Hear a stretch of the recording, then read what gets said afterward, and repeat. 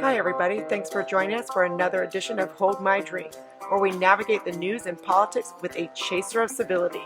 I'm your host, Jen, inviting you to grab your favorite beverage, sit back, and imagine with us how to create a new American identity together.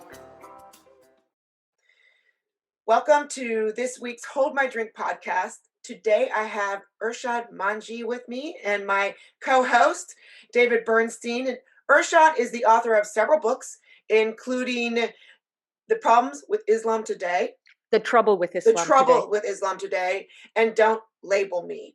So she also is the founder of Moral Courage College. She is working with David and I, or affiliated with Counterweight, and providing some materials for alternative ways to do diversity and diversity training. And we're going to get into that today. But before we do, I always have a drink for these conversations. Irshad, did you bring anything to drink today? Of course I did. I knew who I was dealing with today. Now, this is milk. And I know it's not sexy, it's not exciting, but listen, when you're going to do like a long conversation that hopefully is substantive, you need protein.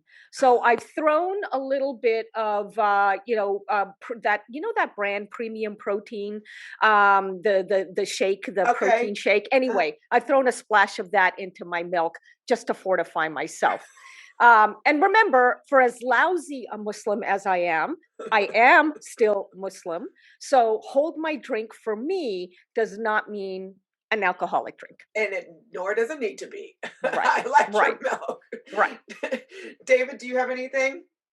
I have just water with me today, which is too bad because I'm working with you and I need to have a drink. Jews do drink, so I suppose I would have had like a glass of red wine. Because it's almost Shabbat. That's right. Well, Protestants drink too. And so I'm really excited about this. I made a cucumber vodka tonic. Wow. So, there we go. That's what we have. So you just out of curiosity, yes. Jennifer, do you do you put slices of cucumber into the glass, or how does that work? Where's the cucumber? I'm failing. I should have done that. But what I did is there's cucumber vodka, it's, already I buy it like that. Oh, really? And then I buy this sparkling water that is like a prickly pear cucumber sparkling water. Ooh. Right? That sounds good. Prickly pear sparkling water. Mm-hmm. Okay. I'm up in my game here. Yeah, my God would allow that for me. So, I'm sold. Well, next time we'll have that together. There you go. So, Irshad, I've got to tell you, I have a girl crush on you, and I want you to be my BFF. I want you to be my BFF. I love every time I see you talk, every time that we've talked, you just exude this compassion. You exude confidence. The way you speak, my first question for you, I've got two questions, but how are you so awesome? Jeez. No, seriously. No. Listen, you need to speak with my mother, who would assure you that my so-called awesomeness is an illusion, okay? She rips into me every time we talk. And, well, she should, because she knows me in a way, Jennifer, that you don't. So I'm not awesome, but I try hard to live up to the values, that I express. And in fact, just before getting into this conversation now, I responded to somebody on Twitter who said that, she had discovered my work a few months ago, and she is now motivated to actually apply the lessons that I've laid out in Don't Label Me. And I responded to her simply to say, thank you for committing to be part of the solution, because it's so easy to point fingers at our so-called other and gripe about what they're not doing. The question really is, what am I doing to motivate my other to, mirror my behavior? What expectations am I setting? And I ended up my answer to her, or my response to her, by saying, it's called integrity, right? So here's the thing. I'm sick of working with dreamers. Dreamers are great, but it doesn't take a whole lot of effort to dream. Well, who I love to work with, because I expect this of myself, are doers who are also dreamers. But the doing comes, first and foremost, because that is how we literally have a movement. Emphasize the word move. Well, there's so much to talk about there, because you have started a movement, and it's one that we're so excited about and to be a part of. But before we get to that, I have one other question for you that's unrelated to the movement. In your book, Don't Label Me, it was a correspondent with Lil, your dog, who's That's no right. longer with Conversation us. with my It was dog. a conversation with Lil. Are you having a conversation with any other dogs these No. days? Deep breath. Yeah. I miss my Lily Bean like no tomorrow. And I will tell you, Jennifer, I never would have anticipated how in love I have become with our four-legged fellow animals. They just insinuate themselves into your soul. And for this, I am so deeply grateful. I say all of this because I'm still healing from the loss of my Lily Bean. And I think post-pandemic, I will be adopting another senior rescue. Love the seniors. They all deserve a soft place to land. But for the moment, I'm continuing my conversations with her. And I kid you not, I really do have conversations with her. Obviously, when I made my book a conversation with Lily, it wasn't for me a gimmick. The thing is that in this book, she plays the role of the progressive who is constantly challenging me on my liberalism. And what that really is to say, Jennifer, is that, there are two warring sides of me. One is the side that says, Irshad, are you sure the progressives don't have a really good point here? Have you asked the questions you need to ask? Have you done the research you need to do? Have you shown the respect you need to show to those who profoundly disagree with your point of view? And the other liberal side of me says, remember what your values are. And precisely because you value, discussion, never lose your willingness to hear from your other, even when a particularly nasty progressive or conservative person tries to shut you down. So you can see, right, that Lily is the other side of me, and she's right to challenge me. And by making the book a conversation, I'm hoping to role model what I am asking of others: intellectual humility, pluralism of peaceful ideas, and a respect for the universal, foible-ridden human condition. Yeah. Can I go a little deeper on that? So I'm struggling. I've recently left a job in a progressive Jewish organization, and have come out critical of what you might call critical social justice, wokeness, and I've written some articles, and I'm feeling the heat. And people are challenging me, and I like to be challenged. I agree with that. That really resonated with me, in saying that you really don't have standing to speak. You're a white male. I happen to be, by the way, half Middle Eastern. My mom is from Baghdad, Iraq. 50.4% Western Asian, according to 3andMe. But they're saying that I don't have standing to speak, that I've had my space to speak, and that I have to make space for others. And my answer is yes, you're right. I do have to make a concerted effort to help bring marginalized voices to the front. But at the same time, I don't agree that I now have to shut up, that it's no longer a conversation, that it's just one day, that I get to still talk back. And for that, I'm not getting any traction. And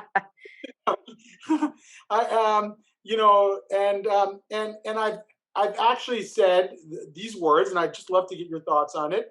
I believe there's systemic racism in America, but that America is not systemically racist. You may disagree with that, but are you okay including me in the conversation? Right. And so far, the answer is no. Mm-hmm. What does that bring up for you? Should I be more conciliatory on that? Should I just shut up? Or of course not, David. Oh my God, please. No, don't ever shut up. Don't ever shut up. Here's the bottom line. As far as I can tell, and maybe I'm missing something, and I grant that I don't have all the answers. In fact, I have far more questions than I do answers. But, I'm a student of history. And I studied actually and specialized in the history of ideas, otherwise known as intellectual history. Mm-hmm. And one of the things I studied is when ideas gain traction and how they fall out of favor after having gained traction. Mm-hmm. And over, my research has strongly suggested to me that the way progress is sustainable is when buy-in is cultivated from as wide a spectrum of people as possible, which is why the way we communicate our positions is at least as important as what we communicate. Because, of course, the content of what we believe will not really be effectively understood and interpreted in good faith if the way we're communicating it is abrasive and and aggressive, which is different from assertive, but abrasive and aggressive. This is where people who want to tell you to shut up are really missing the boat. They're missing the opportunity. By the way, as well, on how I present those ideas too. So I don't want to let myself off the hook too much. Oh, I don't think you are letting yourself off the hook. And here's how I can say that with some certitude. You already pointed out that you want to be part of the conversation. And you're asking, will you have me as part of the conversation? You're not making demands. You're making a request. So you're not letting yourself off the hook at all.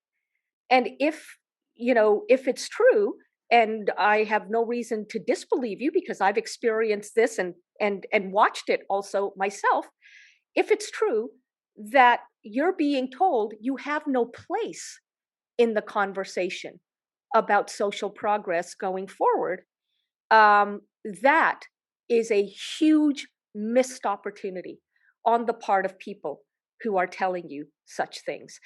Missed opportunity because ultimately their version of progress, which is highly unprogressive, will not endure. The more you restrict the number of voices who have standing in any given conversation, the more conflict you're going to sow, even among the voices that are in the conversation. It's and you wind up realizing, as we're seeing, frankly, a lot right now, and it's only going to get worse, I predict. You wind up having a lot of infighting in which people who fancy themselves enlightened wind up eating their own. Yeah. This is what they're not yet seeing, right. And they will. It's not really a sustainable moral vision to try to cut some categories of people out and say you've already had your say. So I just published an article with a Muslim friend of mine named Suhail Khan. We've been doing Muslim-Jewish dialogue for many years together.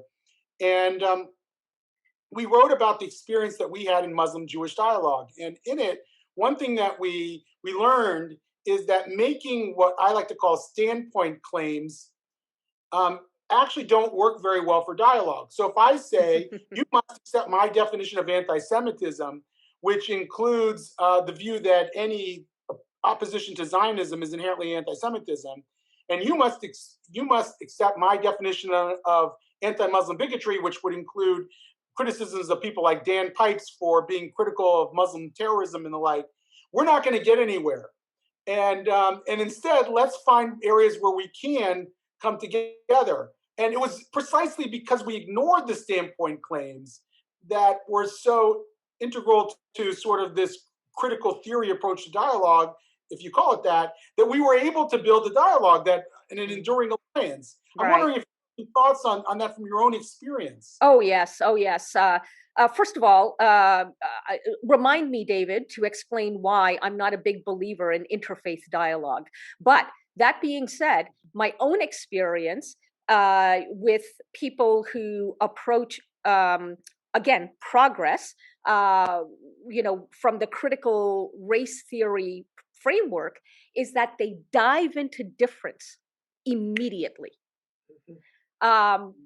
This is why it's not an enduring framework, because when you do that, when you dive into difference immediately, you fail to create trust.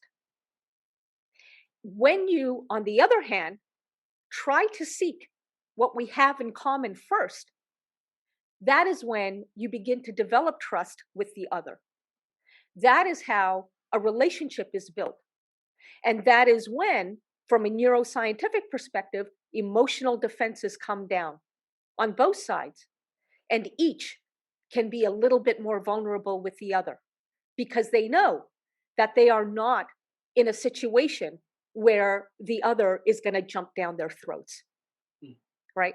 Now, let me quickly say, for the record, the reason, and I think you and Suhail might be doing this differently than most interfaith dialoguers, but the reason so much interfaith dialogue in the past has not really worked well is that people tend to be so fixated on staying trustworthy to one another that they're too afraid at some point to use that goodwill to then bring up the differences and to ask one another, help me understand what is absolutely not obvious to me, but is to you, right? They're so afraid of losing, that goodwill that they stay in it for the sake of goodwill rather than for the sake of small t truths.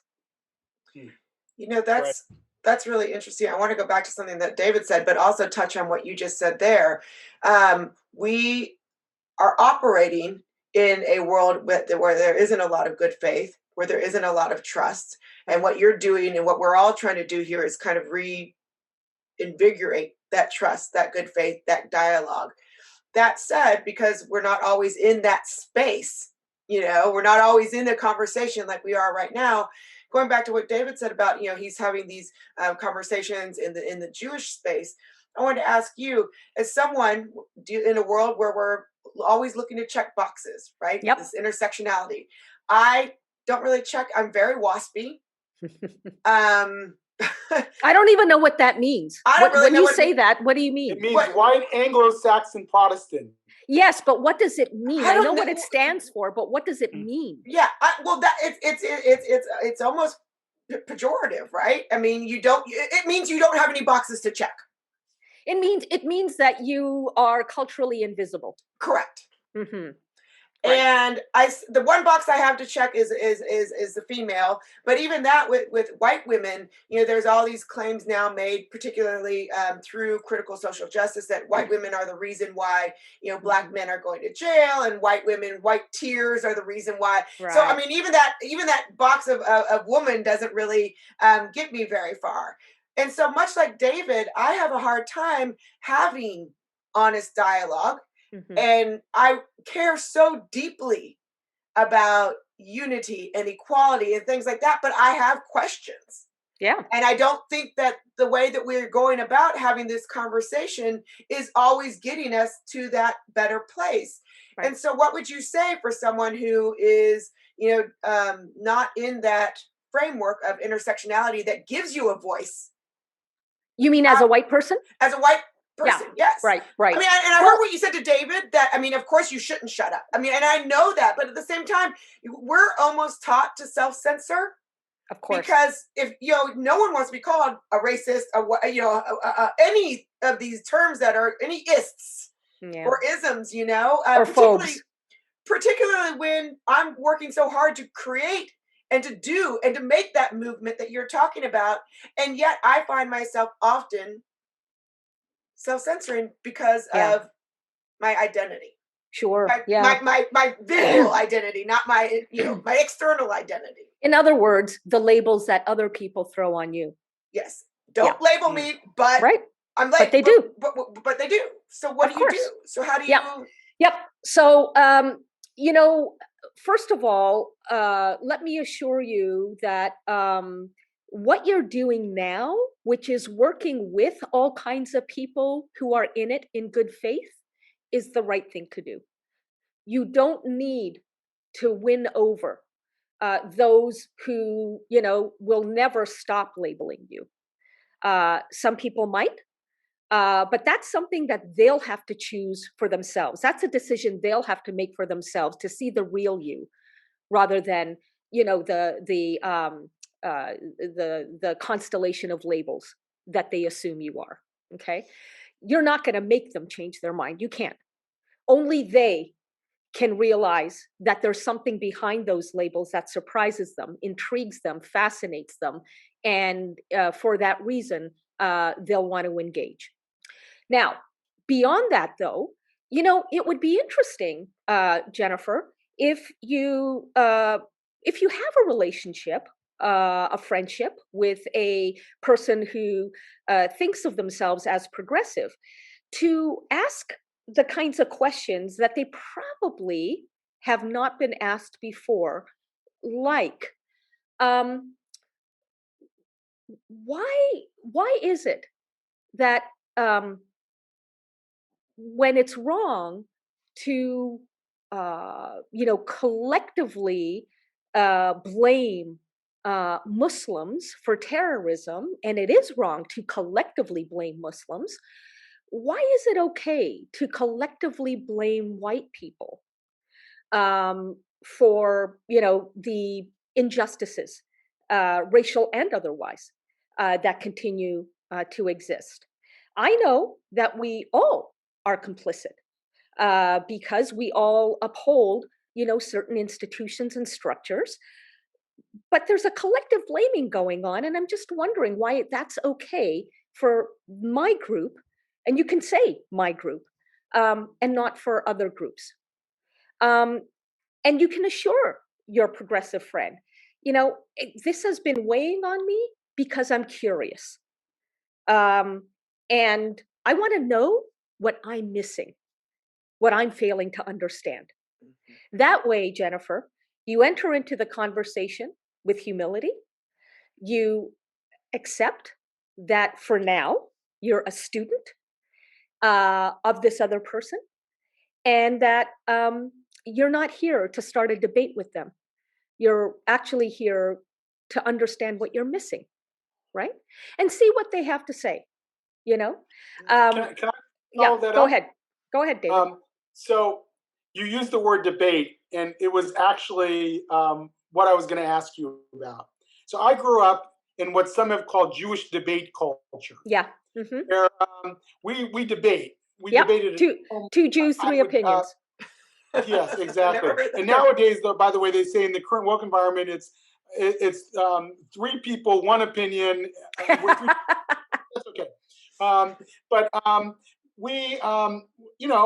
debated a lot with my friends through high school, through college. On Shabbat evenings, I would raise a question with my kids and now stepkids that we would debate. And I was always the devil's advocate, no matter what position it was. And it's how I learned. And now I'm trying to bring that sensibility out in the world, and it doesn't always work in the encounter with the other. How do I think about that in trying to actually make a difference in the world? Because if it's not working, then I better do it another way. That's correct. That's right. Again, you're not going to get other people to change if you're not willing to change. And that doesn't mean changing who you are or what your values are, but it can mean strategically changing how you communicate those values, right? So you just pointed out that, you grew up in what you call Jewish debate culture. One of the things that I have picked up on over the last actually few years, and not just few months, is that people generally are afraid of debate. By the way, I began learning how afraid people are of debate when I was traveling the world advocating reform in my faith of Islam. And, young, eager Muslims would quietly say to me, I love the message, Irshad, but I'm not an expert in the Quran, which is Islam scripture. I don't want to get into a debate with my uncle or with our imam, the Muslim equivalent of a minister. And over again, I realized just how ill prepared people feel to actually defend what they believe, if it's countercultural, right? If it's status quo, sure, they've heard a gazillion sort of explanations for why they believe what they're supposed to believe.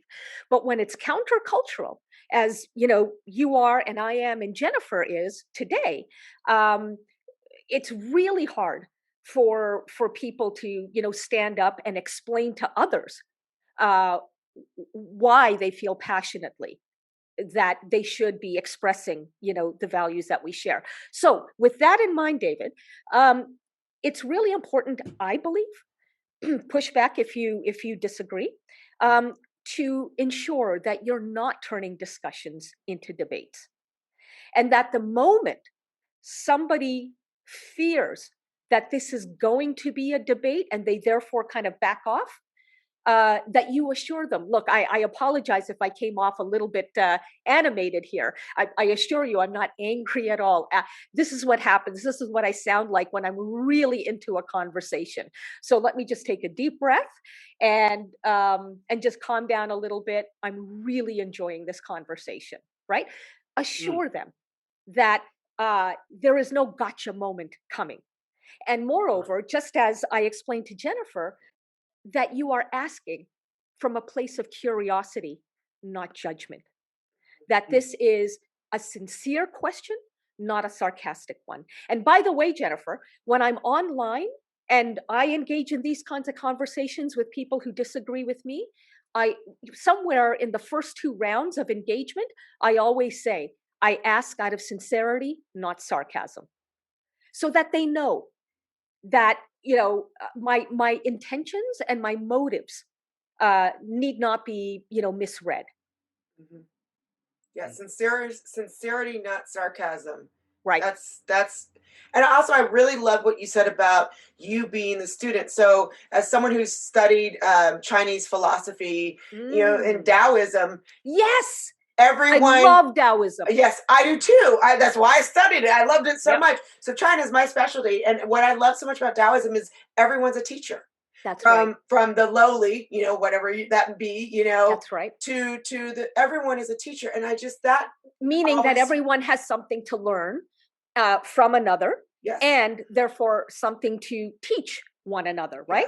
Yeah, right. But I want to ensure that the listener understands your earlier point, which is that entering into a conversation, thinking of yourself and framing yourself as the student of your other is very powerful. Yes. Because humility lowers emotional defenses, right? And the other thing, since you brought up Taoism, I won't get into the weeds about it because obviously very few people have studied it. But one of the, tell me if you think, again, I'm sort of off on this, but I think one of the great teachings of Taoism is to simply trust the journey. Trust the journey. Don't resist it. Don't fight it. Be like water. Be like water. That's how right. Be like water. Exactly. By all means, think for yourself. That doesn't mean that you have to, lapse into groupthink. Right. But understand that when you enter in a conversation with good intentions, the outcome will be what it needs to be. Mhm. So, David, I'm coming back to you on this. There is no need to want to change somebody else's mind. In fact, the moment they see that that's your agenda, which it shouldn't be, I'm saying be sincere about the fact that it's not your agenda. But if it is subconsciously your agenda, you, me, Jennifer, we will be busted. And that is when we lose trust, right? The agenda is not to change somebody else's mind. The agenda is to learn from them. And in the process of learning from them, you're actually doing something that is quite revolutionary. You are humanizing people who have your point of view. So that this person with whom you're engaging, if they walk away feeling respected by the conversation, it will be more difficult for them next time to demonize someone who has your point of view, because your presence will be top of mind to them. They will connect the other person who has your point of view with this wonderful conversation they had with you, and they will literally have to be that much more intentional about demonizing. So that's water. It's and that's Is it a water. little bit, Exactly Jennifer, right. to the organizational side of things? Yeah, absolutely. Okay, so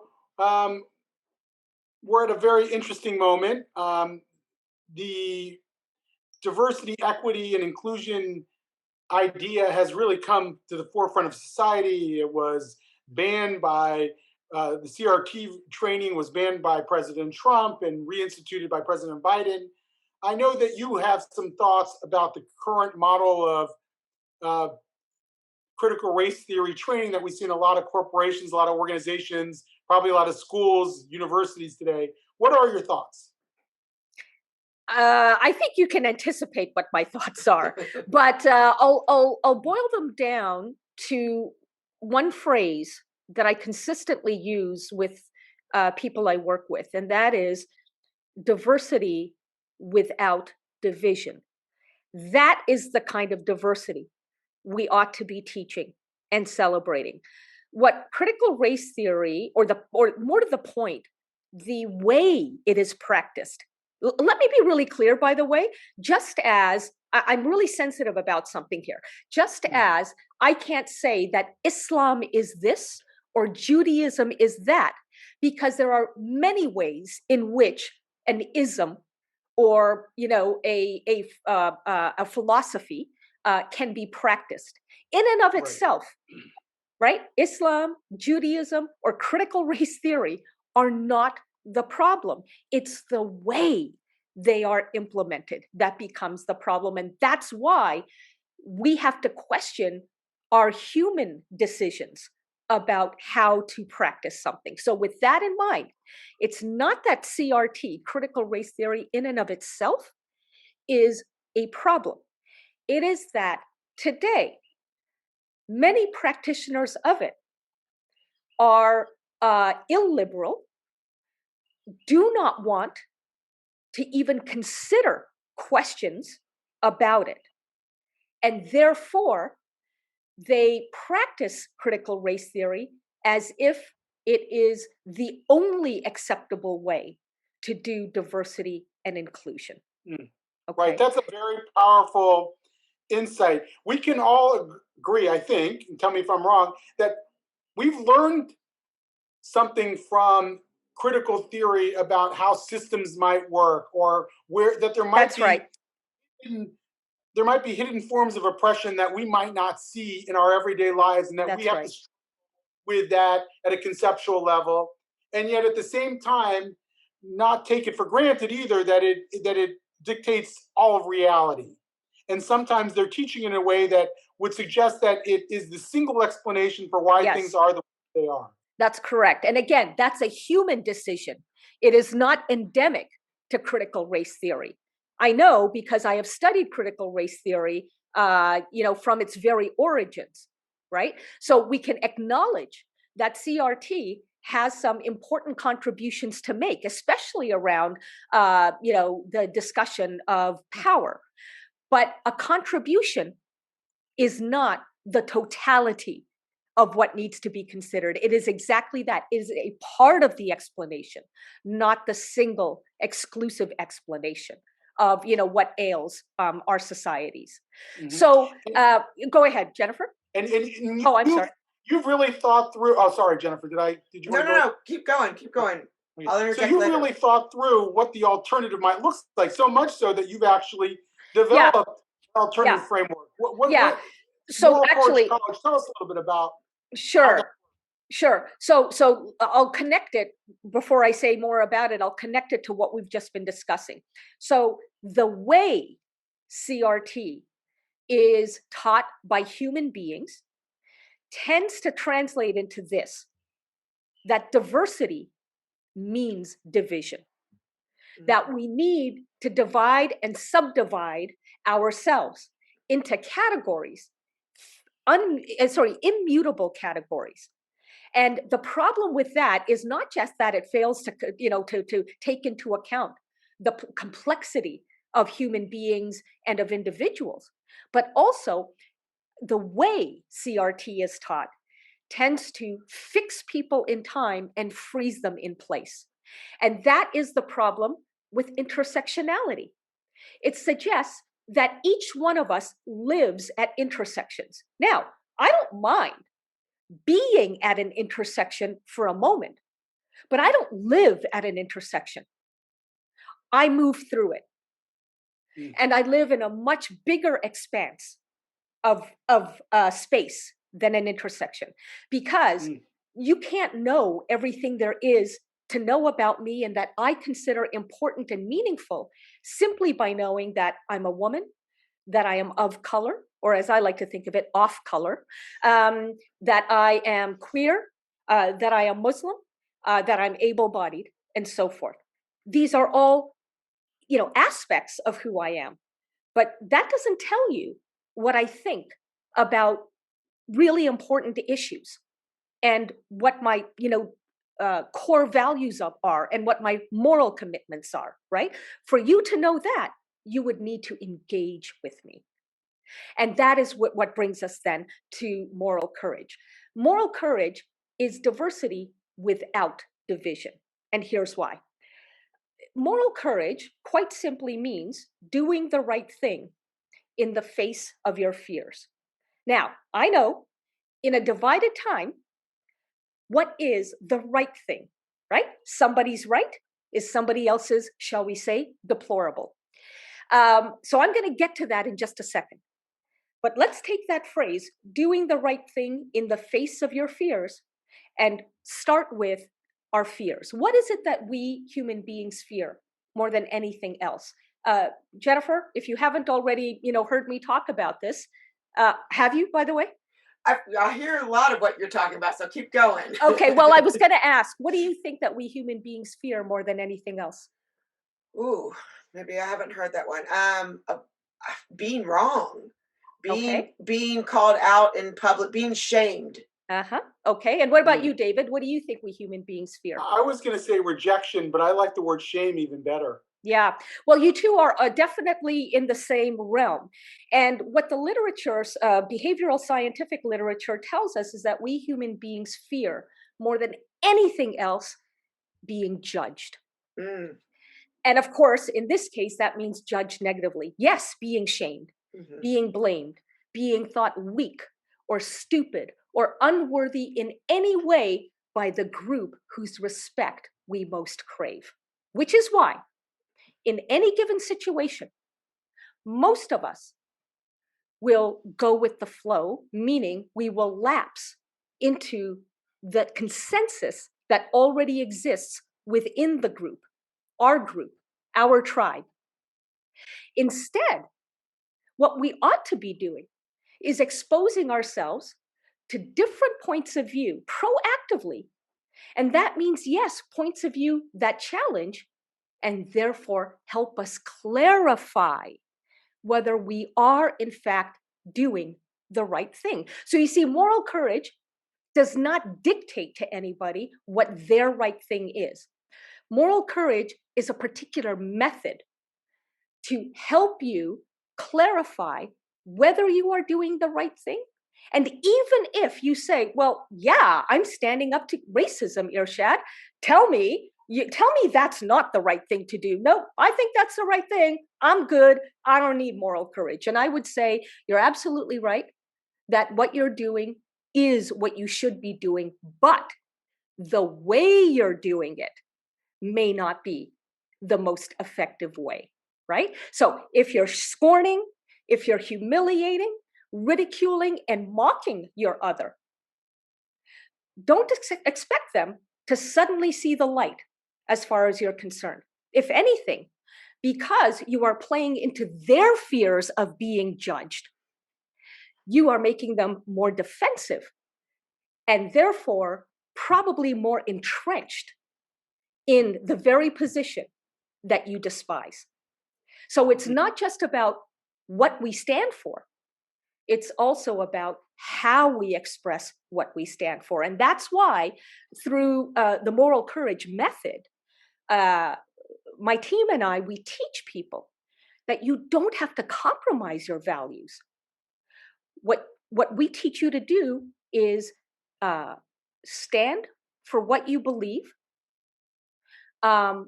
and seek common ground even as you stand your ground. And the seeking of the common ground is about the how of communicating what you believe, right? Are you leaving the other people, the other person, the other party feeling respected by the conversation? That will go far further to motivating them to rethink their point of view than shoving your point of view in their face. How does that play out in a workplace environment? I'm assuming that companies use your work. Maybe it's a school system. They're looking for somebody to help them navigate this great expanse we call diversity. And how does that play out when that you come in, you help them think this through? What does that do to the culture of the institution that you're working with? Mm-hmm. Well, what it does to the culture is it makes the culture so much more inclusive than it would have been if they had taken a more conventional path to diversity, equity, and inclusion. And by that I mean, I've got a number of clients who say to me, the conservatives among our employees, for the first time, feel respected by this approach to diversity. And the progressives finally feel equipped to engage in a way that does not leave them feeling frustrated, because, Irshad, you have taught us that the point is not to change the other's mind. The point is to humanize ourselves to the other. And when we understand that that is the only agenda to come into the conversation with, it means that we have to be less aggressive and less abrasive in order to be seen as, human in a multifaceted way. So you see, I help my corporate and other clients reframe the point of engaging in conversations about diversity and inclusion. It is not to change minds. It is to touch hearts, which, interestingly enough, then has the effect of opening up minds. We get back to water again. Yep. But with Counterweight, we use Moral Courage College. We promote that as something different than some of the critical race training. What would you say, though, to someone who is facing this in the workplace, where it's a mandatory training? Mm-hmm. It's a training that's based more on the critical social justice, so all the issues that we've been talking about, and even if that person has come and said, look, there's alternative, there's Moral Courage College, have you heard of Irshad Manji? And they face that, just, they won't change. They just face a wall. What do you have any advice for them to try to? I mean, again, we've talked about, you're there to teach, you're there to ask questions. And I think one of our big things in Counterweight is coming with that open-minded, hey, have you heard of other things? Right. Why do you think this is the best? So we're teaching, asking questions. I think a lot of what you're doing, but if you just face a wall and it's like it's mandatory, this is the way we're doing it. We're teaching white fragility, end of story. And your job's on the line. Yeah. Yep. I hear you. What would you say to someone like that? Well, couple of things. First of all, I would go back to the original point about having conversation before having confrontation. And I know what you've just said, Jennifer, that, you've tried the conversation and it's getting nowhere. But my question is, have you tried it in the way that I would suggest you approach it, which is, talking to your employer about the fact that this is about diversity, right? So why is it that we have only one approach? Why not a diversity of approaches? After all, it's about diversity. So again, help me understand what I'm missing about why we have integrity, training our staff in diversity when we don't have a diversity of approaches. What is it that I'm not getting about that? Right? Great question. Can I press on that a bit? Sure. One of the observations I've had now is that what we sometimes consider representational diversity, identity-based diversity around demographic race, diversity, education, and so forth, because it sometimes comes packaged with this ideology, the critical race ideology or the critical gender ideology or both.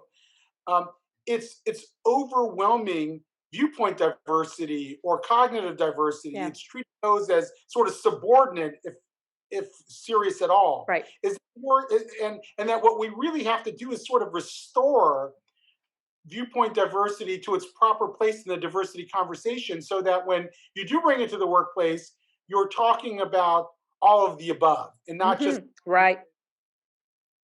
Yeah, no, that's exactly right. But again, if you go into the conversation full-throatedly pushing viewpoint diversity, you are the one who will be accused of having a dogma, right?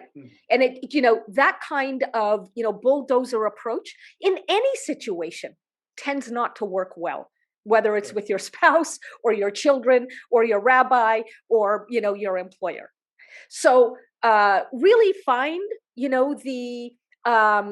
use the language of diversity, equity, and inclusion to show your employer how they're not living up to diversity, equity, and inclusion by dogmatically, adopting one approach. That said, if you're up against the wall, I would think long term. I wouldn't say, unless you absolutely have to, that you quit your job on principle. No, stick with it. Do the diversity, so-called diversity training, but make lots of notes about what you're being taught, what happened when you asked questions, and start preparing for a possible court case in which you point out that your freedom of conscience has been violated by religious imposition. Because at the end of the day, if you can prove that the way, again, it's always the way critical social justice and critical race theory have been taught to you amounts to a religion, then I think you've got a really important legal argument to make about how your own freedom of conscience under the U.S. Constitution in the case of America, and certainly under the Charter of Rights and Freedoms in the case of Canada, has been violated. But it'll take you being diligent about making your notes, asking questions, noting again what happened when you asked questions, in order to show that this isn't just an assumption you're making about, the ideology that is being shoved down your throat. It's more than an ideology in the sense of a philosophy. It's a dogma.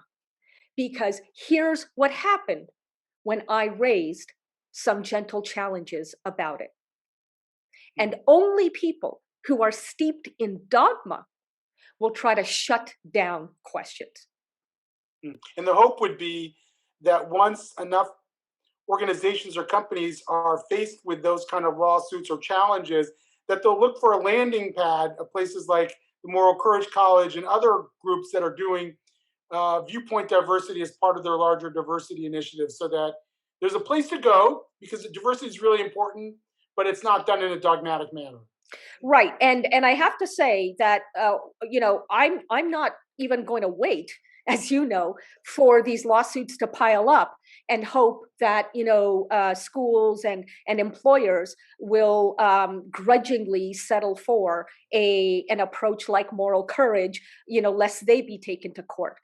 I'm already receiving more, inquiries than I can handle from employers who are beginning to see that dogmatic approaches to DEI, diversity, equity, and inclusion, plants the seeds of resentment and ultimately of conflict.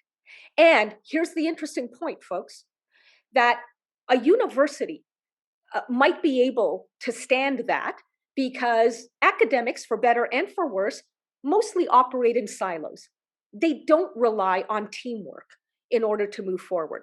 But companies must rely on teamwork. They need collaboration for the sake of productivity, innovation, and ultimately talent retention. So in the private sector, not sowing seeds of conflict internally is everything. And that's why, already many employers are coming to seek out alternatives to critical social justice and critical race theory. Well, y'all, I'm almost finished with my drink. David, do you have any final questions for Irshad? No, I'm just so appreciative for this opportunity to engage with you on these issues that are really front and center for us. And thank you so much for your helping us think this through ourselves, because we all need to be coached along, and we all need to not just know how to argue about diversity, but actually present our views in the best possible way. Right, precisely. Lead with our best foot forward and recognize that we do have a real, valuable contribution to make, not just to the issues immediately at hand, but also, to the larger sort of challenge of humanizing ourselves and developing relationships in a time when automation and artificial intelligence will be, will be making our humanity that much more difficult to express and discover. So when we take on a more humane approach to, pressing issues like racism and so forth, we are actually, again, creating a future in which we stay human despite the assault of the algorithms. And Irshad, I just want to say it has been it's such an honor to walk this road less traveled alongside you. Right back at you, Jen. I know I'm not alone. And really, it can feel lonely, as you and David know. But we also must remember, through conversations like this and others, we are not alone. And like I say, Jen, you're doing the right thing by my lights, by immersing yourself in a community of misfits who really appreciate what pluralism is all about. Excellent. And pluralism. That's what we need to remember. Right. Thank you, guys. Beautiful. Thank you. Thank you for listening to this episode of Hold My Drink. Like or subscribe to the show and check out the show notes for links to source material and to our website, where you can find what each of us is reading every week, different news with different views. If you have a topic that you would like us to explore, drop us a line. And join us next week as we say, hold my drink, and the conversation gets real.